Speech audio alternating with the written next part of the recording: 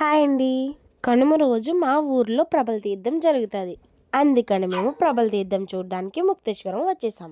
మేము వెళ్ళగానే స్ట్రైట్గా 3 ప్రభలు ఉన్నాయండి. ఇక్కడ చిన్నపిల్లలు ప్రభలు చేస్తుంటే మా చైత్ర కూడా ఎత్తుకుంది. ప్రభలు అయితే చాలా అందంగా అలంకరించారండి.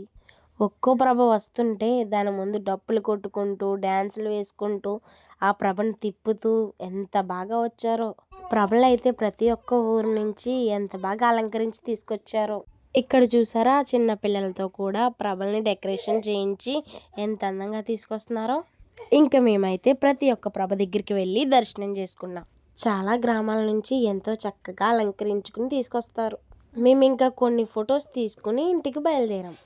లాస్ట్ ఇయర్ జగ్గంతో వెళ్ళామండి, కానీ ఈ ఇయర్ అక్క చిన్నపిల్లలతో ఉంది కదా, అందుకని ఇంకెందుకులే అని మా ముక్తేశ్వరంలో జరుగుతున్న ప్రభల తీర్థానికి వచ్చాం. మీరు మా కోనసీమలో ఎక్కడైనా చూడండి, మహేష్ బాబు ఫ్లెక్స్ లేకుండా పండగ అనేది జరగదు.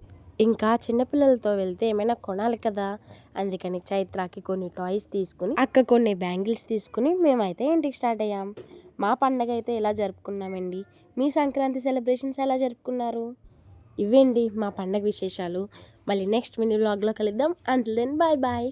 Thanks for watching.